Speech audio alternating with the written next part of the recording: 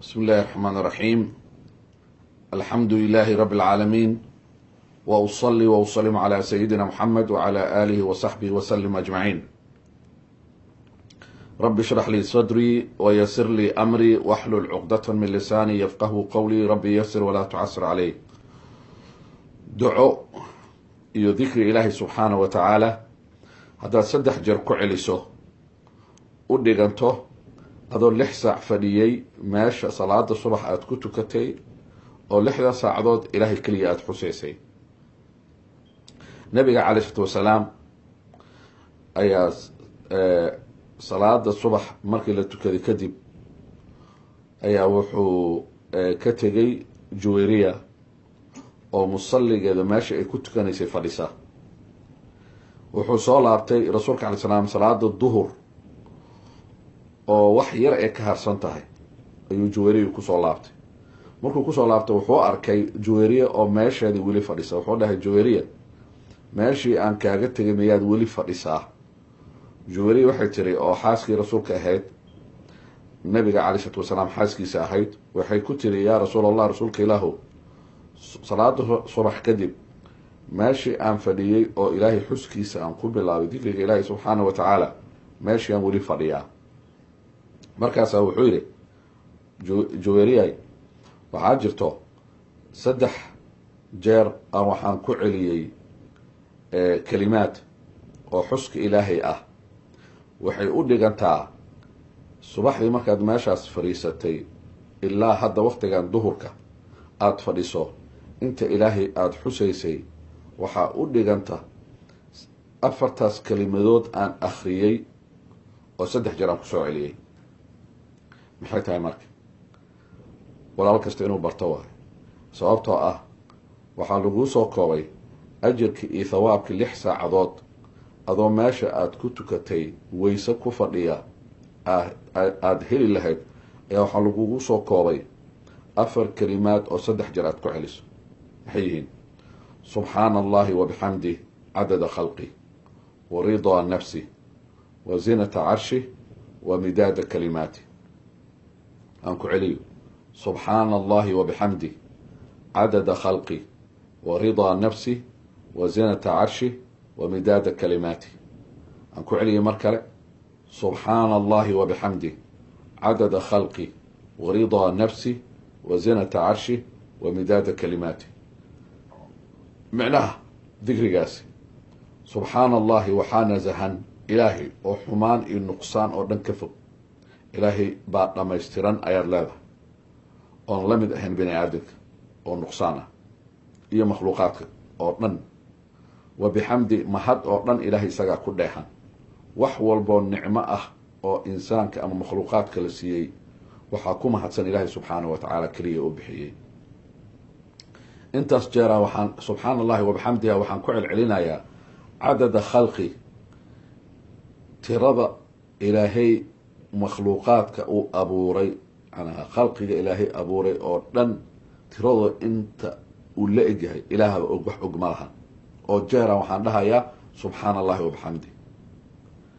wa ridaa nafsi, intuu ilaahay subxaana wa tacaala uu raali ka noqonayaan dhahaya.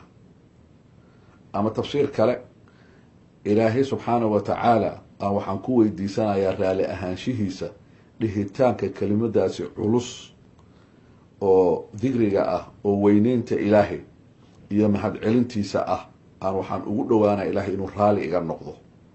raadi ahaanshaha ilaahayna jannada way ka weyntahay. waridaa nafsi wa zinata carshi, carshiga ilaahay oo ah makhluuqa ugu weyn oo ilaahay abuuray culayskiisu intuu la egyahay.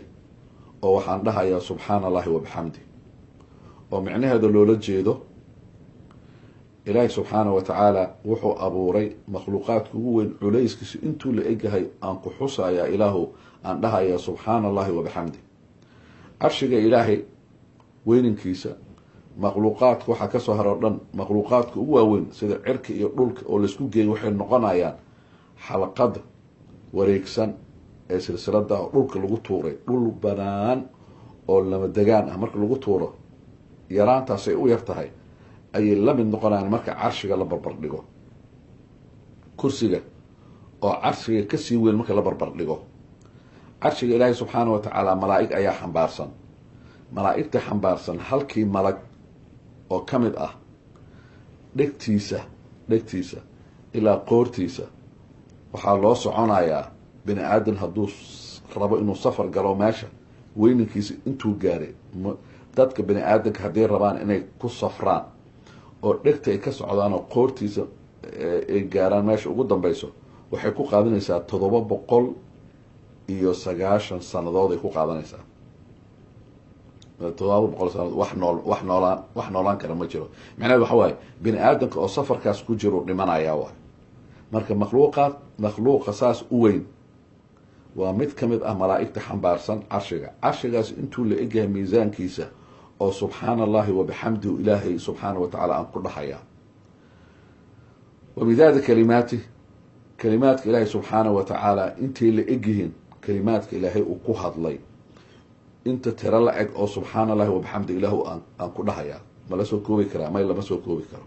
sababtoo ah ilaahay subxaana wa tacaala babaha ilaahay uu abuuray iyo biyaha ilaahay abuuray oo dhan haddii qad laga dhigo, geedaha ilaahay uu abuuray oo dhan haddii qalin loo isticmaalo si loo qoro kalimaadka ilaahay, geedahaasi iyo badweynta biyahoo dhanaa dhammaanayo intay kalimaadka ilaahay dhammaan. marka kalimaadka ilaahay intii la egyihiin oo subxaana allahi wabixamdi aan ku dhahayaa ilaahu markaad 3 jeer ku celiso salaada subax kadib waxay u dhigantaa adoo 6 saacadood fadhiyey meesha aad ku tukatay oo ilaahay aad ku xusaysay ilaa salaada duhurka imaanayso. ilaahuna waafaji ducadaasi. ajirka iyo thawaabka intuu la ega waad garan kartaa. qof 6 saacadood fadhiyey oo ilaahay uu xusaayey waa tawfiiq waaye, waa adag tahay, laakiin qaabkana ku samayn kartaa. 3 jeer inaad ku celceliso subxaana allahi wabixamdi cadada khalqi waridaa nafsi wazinata carshi wamidaada kalimaati. ducadaasi oo kooban faafi, qof kasto ay gaarto waxaad helaysaa ajirkiisa iyo thawaabkiisa qofkaas ilaahay uu siinayo mid lamid oo ilaahay uu ku siinayaa haddaad sheer garayso oo aad qaybiso. ilaahay subxaana wa tacaala u niyeyso dartiisa inaad u qaybinayso saad ilaahay ugu dhawaato oo ajir iyo thawaab aad u hesho oo ilaahay uu kugu dambi dhaafo oo ilaahay subxaana wa tacaala uu kugu naxariisto oo naxariist qofkaasi uu akhrinayo ducadaasi ilaahay adoo nool uu kusoo gaarsiiyo ajirka iyo thawaabka. haddaad dhimatana qofkaas intuu akhrinayo ducadaasi qabrigu ilaahay inuu kugu soo gaarsiiyo. واقول قولي هذا واستغفر الله لي ولكم والسلام عليكم ورحمة الله وبركاته.